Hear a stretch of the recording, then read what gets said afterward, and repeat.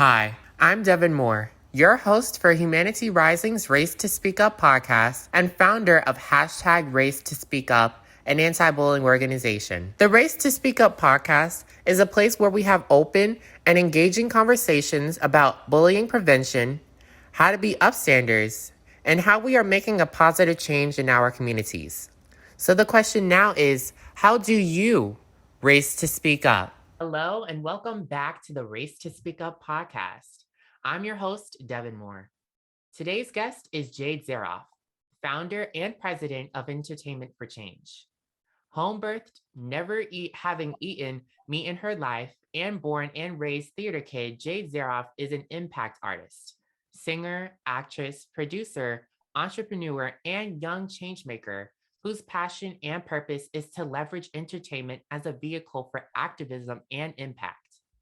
Jade is a leader in inspiring others to use their talents for positive change in the world through her nonprofit organization called Entertainment for Change, which amplifies youth voices and creates a new kind of leader that is empowered to make the social and environmental change necessary for a sustainable future. Welcome, Jade. How are you doing? I'm good. I'm so excited to connect with someone who clearly is passionate about a lot of similar things in the world. Yeah, I know this will be a great conversation. So I'm super happy to be speaking with you. Now, Fantastic. as the founder and president for Entertainment for Change, you're empowering the youth to create a more loving world through creativity, passion, and artistic activism. Can you tell us more about Entertainment for Change? Yeah, it's very easy for me to go on passion tangents of being able to really talk about entertainment for change for quite some time. I feel like I gave birth to entertainment for change of having this child in my life. But I started entertainment for change in college at Emerson College, and I have been working on it for about 5 years now. It's gone through different iterations, different chapters, but the current present state of Entertainment for Change is a nonprofit organization that advocates for the 17 Sustainable Development Goals of the United Nations by educating and empowering and co-creating with the next generation of impact artists. And during COVID, I was really thinking like, what is it that Entertainment for Change is doing in the world? And it took me a really long time to kind of figure out um, not just the why that I'm so connected to, but like how are we doing that in the world? What does it mean to change the world? And I just think education is so huge. I'm so inspired by what you do too, in terms of being able to provide resources and provide tools to help people figure out how to be change makers themselves and give the individual the power to do that. And so being an impact artist is using your art, your creative, unique expression to advocate for what you believe in the world, depending on your story, depending on what you're passionate about. And so we've built out a curriculum that teaches young people how to be an impact artist. And that is what we're working on right now. That's so cool. So I know how important it is to speak up for a better world to live in and help others.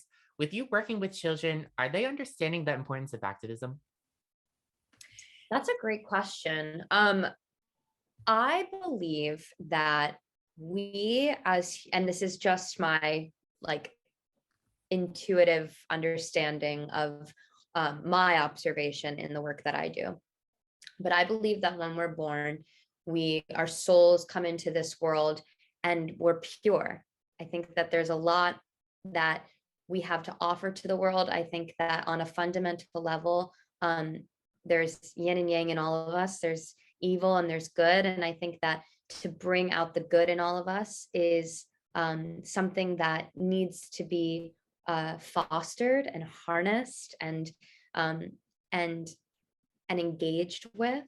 And so I think that it's not that a kid is necessarily uh, an activist or understanding what it is they're going to change about the world, as much as they're open to receiving new possibilities and they're open to kind of being creative with using their imagination to create that future that is beautiful to them. And I think that the more we can engage that side of kids, the more you develop that skill set as you get older to actually be interacting with the world in a way that is serving people, serving the planet, serving the, you know, our society in a way that's positive. And I think that as you get older, obviously you start to harness that in a more focused way. So when I'm working with teenagers, there's more of like I want to work on sustainable development goal number 3, which is good health and well-being, because I've experienced mental health in a way that I need to support others through their process. But when you're younger than that, there your imagination's so expansive. And I think that playing and being creative in positive ways, developmentally speaking, it's such an important platform, and it's such an important trajectory to get an individual on sooner rather than later. I hope that answered your question. No, that did. That's so interesting that you bring that up. I always notice when the youth, well, this is just kind of a normal thing, but like when you're super young, you're kind of almost like a sponge, but you're so curious about the world. You have so many things that you don't even know how you're feeling about it. And so I just think how it's so interesting that we see you like at this age, and it's just like, oh, this child is so focused on so many different things. And then once we're like teenagers, we're kind of able to like focus in on one thing that we're so like and intrigued or just like passionate about. Excuse me, that's the word I want to use. Passionate about. Like for me, you already know anti-bullying. I'm so passionate about helping the youth. And so that's why that's why I'm so happy to be speaking with you and learn about how you're doing that through entertainment for change.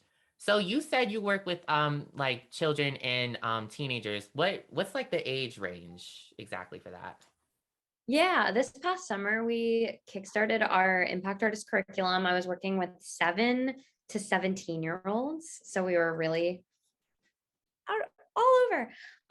But this next chapter of Entertainment for Change, we're targeting high school and middle school. So around 12 to 17, 18 years old. And that's because the creation aspect of our curriculum is a lot of bringing forth something that you've experienced, and to just make that clear distinction. When you're younger, you just haven't experienced as much life yet. So we're we want to go younger and younger as we evolve, but right now we're looking at middle school and high school. Why don't you tell us more about the curriculum? Yeah. The curriculum is broken up into 9 chapters, and I could truly talk about the curriculum for a really long time, but it's broken up into 3 subsections, which is educate, empower, and create. And the education aspect is really breaking down what it means to make an impact in the world, what it means to be an artist in the world. Even if you don't identify as an artist, you still have some kind of artistry that lives inside of you. I believe that everybody is an artist in their just in their existence and being like creative.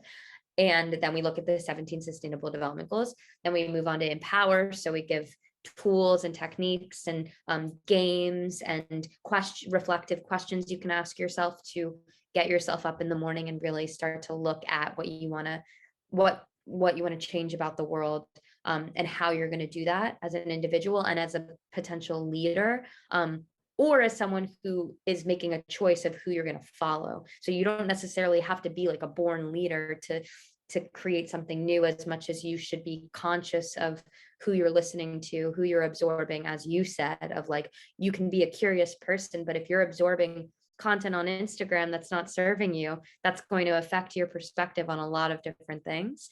And then the third is create. So really creating like a tangible, concrete, artistic piece that aligns a sustainable development goal of the United Nations to your creative outlet.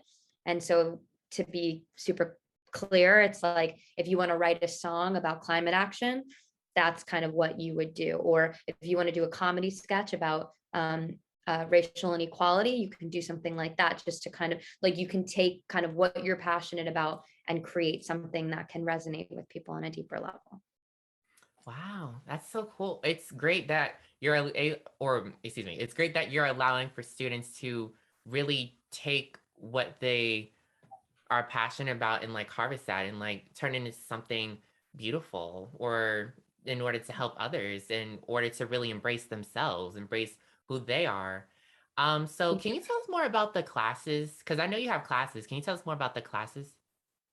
Yeah, we did. Well, during COVID, we did kind of like a virtual summer camp vibe. I'm a summer camp kid, so when I saw that all the summer camps were closing, I was like, no, doesn't know. But then we did classes that a lot of my friends actually taught. They're all either in theater or film or voice, or and were out of work at the time, so we did a lot of master classes, and then we had a 7-class series that integrated the sustainable development goals into songwriting, or an acting technique class, or visual art. We had a cooking class, so different ways in which, like you said, really internalizing that experience and using art to do that, of what they were going through in real time with COVID, and then externalizing that through a piece of art. We do a lot of master classes, but right now the curriculum is what we're working on, so that we can integrate a longer form version of what we were doing with the classes in schools and make it more accessible. Also, I hear you keep talking about the SDG, or sustainable development goals. I always call them SDGs. And I know that you're an Me too. advocate. Yeah, I know that you're an advocate for the United Nations SDGs. And you were actually a panelist on the United Nations Media for Social Impact Conference in 2019. Can you tell us more about your work with the Sustainable Development Goals? Yeah, I, in an informal way, have been a huge advocate for the sustainable development goals. I have built relationships over time with some humans that work in the UN and at the UN, and are partnered with the UN. But when I first started the nonprofit, I was like, I'm going to change the world through art. And everyone was like, oh my gosh, cute. Good luck with that. Like, what does that even mean? So I found that the Sustainable Development Goals were a really great framework for what we're working on globally, while allowing each individual to put their voice behind something specific. So if you don't feel confident slash passionate about poverty, right? Like, don't be ashamed by that, be educated by it, but then you can put your voice behind life on land because you love animals. So it allowed for like a broader way in which every individual had a voice, but we're still working towards a unified vision. So I really love the SDGs for that reason. And some of the work that I've just committed myself to, of producing songs like the STG Groove, have gotten some traction, and people have appreciated the idea of using art to be the vehicle for awareness of the SDGs. That's so interesting. I remember learning about the SDGs in school, Yeah. and I really was able to resonate with well, a couple. I know there's good health and well-being. I know definitely that one I resonated with, especially through my anti-bullying work and working with the youth.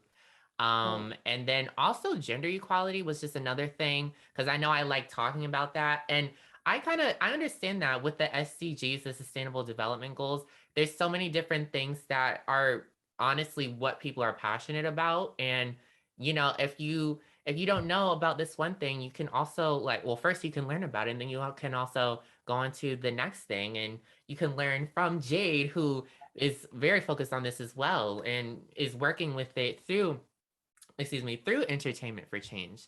That's really interesting. yeah, Um, the are great for that reason. do you talk to the students that you work with about the importance of being an upstander? The importance of being an upstander. Yeah, I think that part of the curriculum is a lot of looking at how you're interacting with the world and people and the planet and your purpose, and treating others the way you want to be treated. And I think that more often than not, we're not educated to be upstanders at all. It's more so the fear, and then you're not taught how to deal with fear. That's my belief. I believe that when we're younger, when you're scared, it's almost like questioning why you're scared in a shameful way versus questioning why you're scared in a reflective and productive way, so that you can then take that fear and use it for good and be an upstander. So a lot of what we're doing is we're getting to the root of why people maybe aren't being upstanders to begin with, so that they feel empowered to make that choice versus feeling like even sometimes scared to be, or they're scared into being an upstander. Like that isn't sustainable. That's like momentary support in a way that could be performative or even more problematic than helpful. That's so important that we can really get to the root of being an upstander and the fear. I'm like so interested in, I'm always talking about being an upstander. And so I always try to focus in on, I try to actually focus in on like the fear, because I know that when it comes to like middle school is the time. I always say this, middle school is a time where people tend to start figuring out, oh, we don't look alike, we don't act the same, we don't talk the same, walk the same, look the same, we don't have the same eyes, like we're not all the same. And because of that, people start to distance themselves from each other, but that also opens up to being like bullied, certain students being bullied, because if they are outside of whatever norm that environment is, or whatever type of group of people, if they're out of that, then students may start hitting on you, and they may start hurting you just because you're quote unquote different from them and you aren't like the norm. And so Right. I think, I looking at it like that also, like I understand why it's so hard that someone can be an upstander for someone who's going through bullying, but that's why we really need to, figure out where the fear is coming from and figure out how can we even be an upstander. I always talk to, like when I'm on my webinars and podcasts or wherever I'm speaking to the youth, and I always say the first thing that you need to do when talking about bullying and being an upstander, that's what I'm about to say. When it comes to bullying and being an upstander, the first thing you need to do is talk about it, have this open conversation about what the problem is, and how can we help someone going through bullying? How can we be an upstander for each other? How can we support Totally. each other? And with all the inequality in the world, with all this bad, I don't like to look at the bad, but I understand that I have to, because of the amount of hate that people get when it comes to bullying. With all this inequality, and like talking about racism, even George Floyd and the Black Lives Matter movement, that can be very challenging for many. Did you have this conversation with your students about that? Yeah, all the time. I have, for me, I will never pretend to know more than anyone because I don't know everything. There's no way in which I would have all the answers. And I am a huge conversationalist. I am someone who like am fully ready to step into any conversation because I'd rather be an active listener than someone who pretends to know what to say. And so my version of having those conversations is asking questions with the preface of, are you comfortable with talking about this? Is this the time to talk about this? Because every human, like maybe you didn't eat that day and you don't, and you like can't, you don't have the mental capacity quite literally to like go there because there's so much trauma that exists with experiences that may directly affect you and may not even directly affect you, but it's still. And so it's like, you know, yes, of course. And I think that the more we can actually embrace those conversations in a way that we're actively listening and we're actively pursuing interest in perspective, interest in from a curious standpoint, what people are feeling on a very authentic level, then we can actually see each other more clearly. And regardless of our gender distinctions, skin differences, like anything that makes us different, we can still see each other for who we are and like hold hands through everything. And I think that when you're a kid, there's so much like dancing, but we're humans, like we have feelings that are happening all the time. If we're not talking about these things, then they just start to build, and then it becomes something that like is not a healthy understanding of life, period. It is life. So I think that we just need to so to answer your question, yes, and it's so complex, so it's so important to just be here for people and like really listen. You're so right. You're so right. Standing together, that's how you stand stronger. That's how you're able to support each other in a way that positively helps all.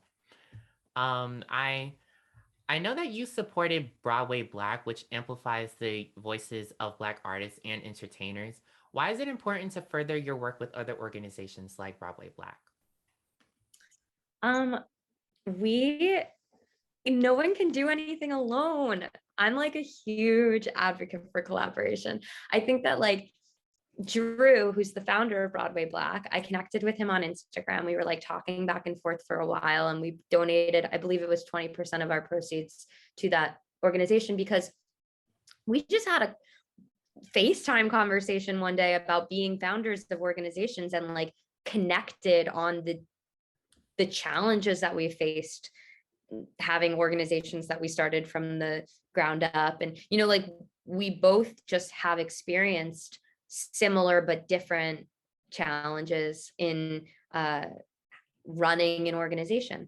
And so rather than like, well, my organization's going to do this and you do that, it's like, no, it's exactly what you just said. We have to stand together. So not only is it important to have conversations and connect and unify and work together with individuals, but the organizations that are different, but also like similar values, similar passions. We both are standing with the arts, at the end of the day, we're all just living on this planet together. We might as well do things together. And also it's more fun to do things with people.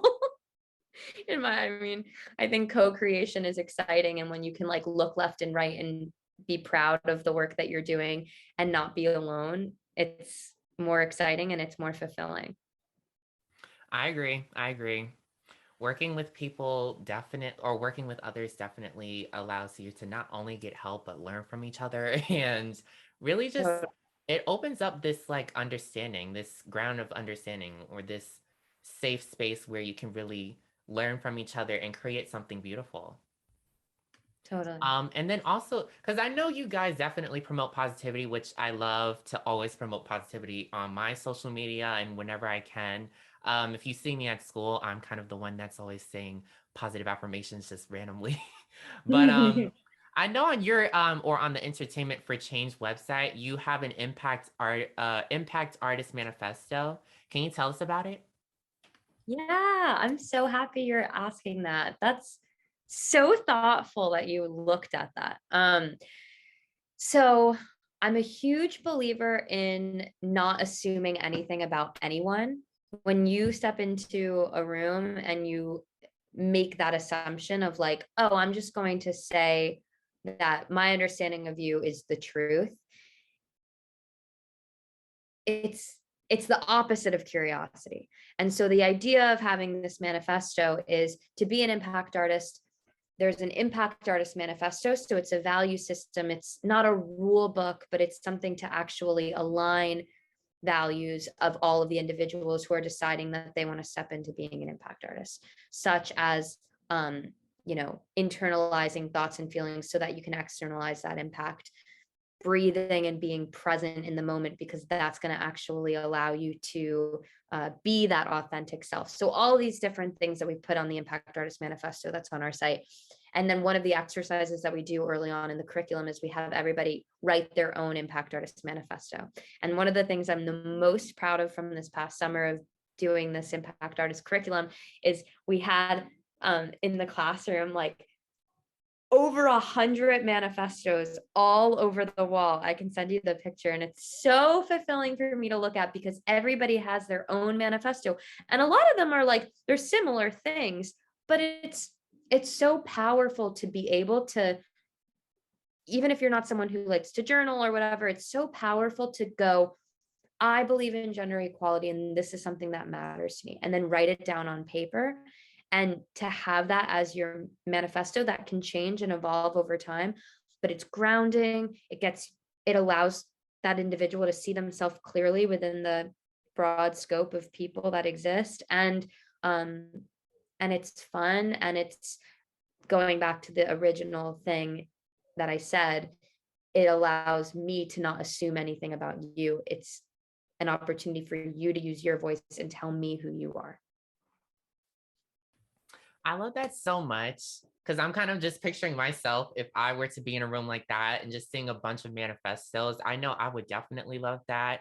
And especially if I was like younger, my younger self would definitely like say if I was 12, because I was also into positive affirmations then, just seeing different people writing such great things. I love that. And even like looking back at the website, because I dedicate myself or my life to empowering myself, the planet, and others. I am passion, unity, empathy, kindness, respect, gratitude, and truth. I love how I can resonate with that and just share that with others. It always makes me so happy to share such positive things with others. And so it's really nice talking with you. What's been the most reporting? Oh, excuse me. What's been the most rewarding part of your Entertainment for Change journey? Hitting me with that hard question, Devin. The most rewarding part of working on Entertainment for Change is watching someone, specifically this past summer, watching someone feel like their voice and passion have been heard. We did a showcase at the end of the summer. I think that was the moment that was the most powerful for me, of over 20 acts of various artistic expressions aligned to SDGs. And we just had a range of like different versions of what it meant to advocate for change with art, of different age ranges and different backgrounds and it was really just so fulfilling because you see a young person like running off the stage on a high because everyone was clapping for them being able to communicate their truth. And it was like really powerful. I just want to do more and more and more of that. Jade, that's beautiful. Honestly, I just am always trying to imagine different ways to, or like how I always, whenever someone talks about that one child that they help, that if it's just one child, or of course many, but like the warmth that is brought to your own heart from that, knowing that they're so happy within what they're doing, within how they're so like able to express their passion through art or through whatever else that they're expressing it through. It's just such a beautiful feeling. And now I think I'm going to hit you with another hard question. What's been the Okay. most challenging part of your Entertainment for Change journey?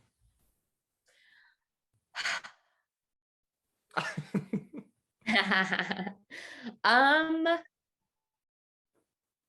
honestly, because honestly, the most challenging part of my Entertainment for Change journey has been figuring out how to sustain financially.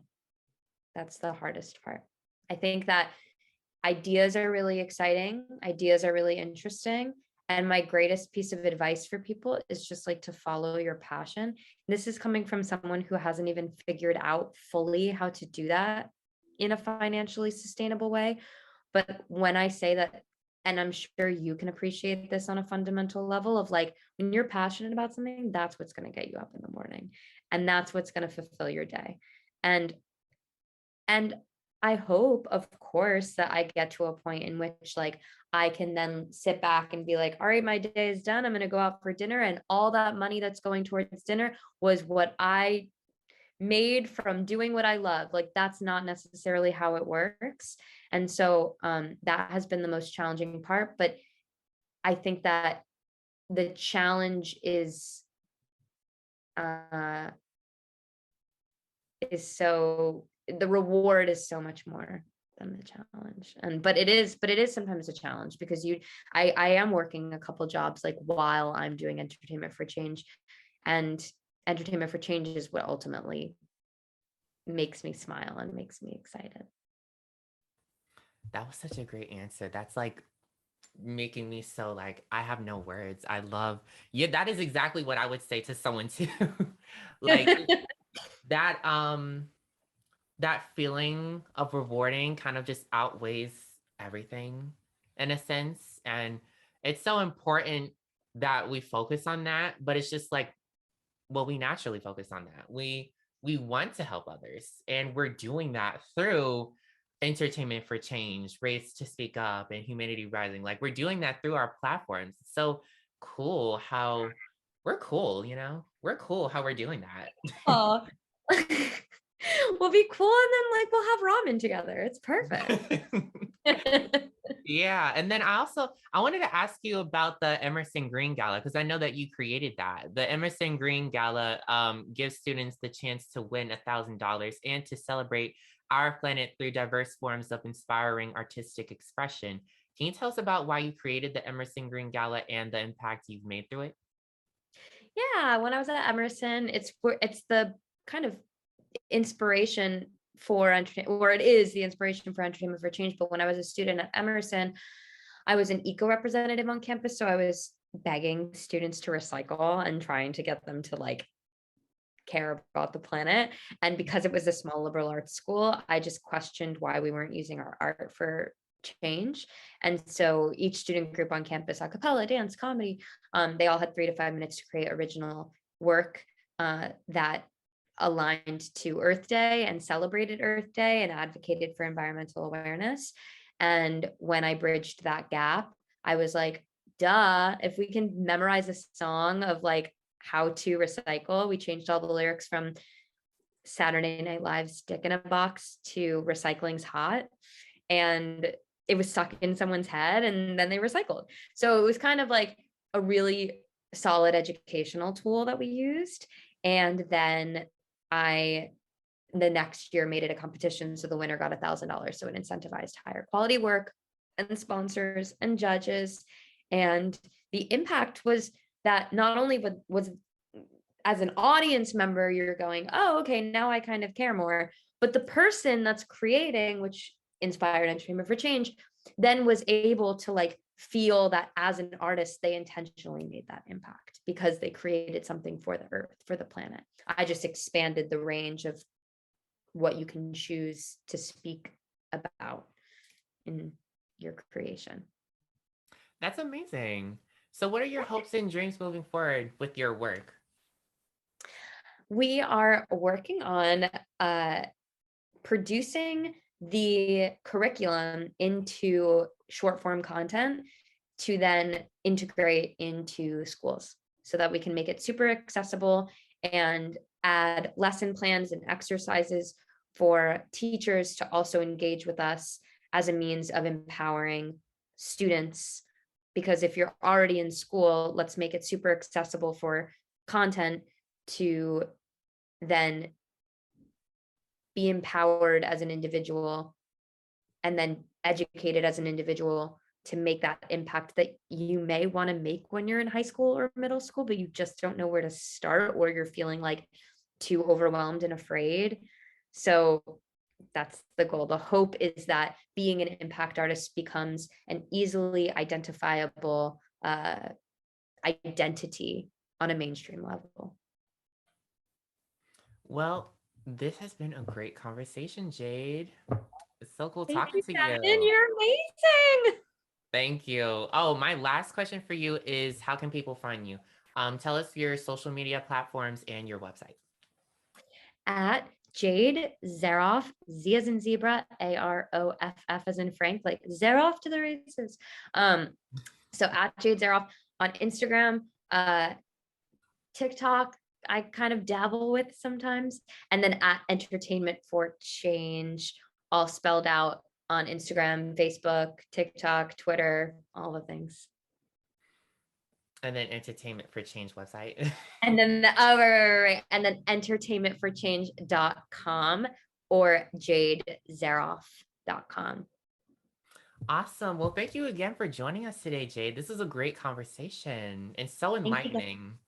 I appreciate it. I really admire the work that you do. I'm a host and MC for a bullying prevention seminar that's in high schools. So I genuinely, I'm constantly talking about the statistics of bullying prevention, and how to actually shift that into being an upstander. And so I really, when I say I admire your work, I'm speaking from a very like heart-centered place.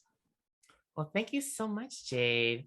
And also, thank you to everyone who's listening. I hope to see you guys at future Race to Speak Up podcasts. If you have any questions about the Race to Speak Up podcast, feel free to contact me at racetospeakup@gmail.com. Make sure to follow me at Race to Speak Up on Instagram, Facebook, and Twitter for updates on the podcast. Join the Humanity Rising movement. Humanity Rising offers scholarships for students making a difference in the world through service. Visit www.humanityrising.org for more information. And remember to ask yourself this question: how do you race to speak up?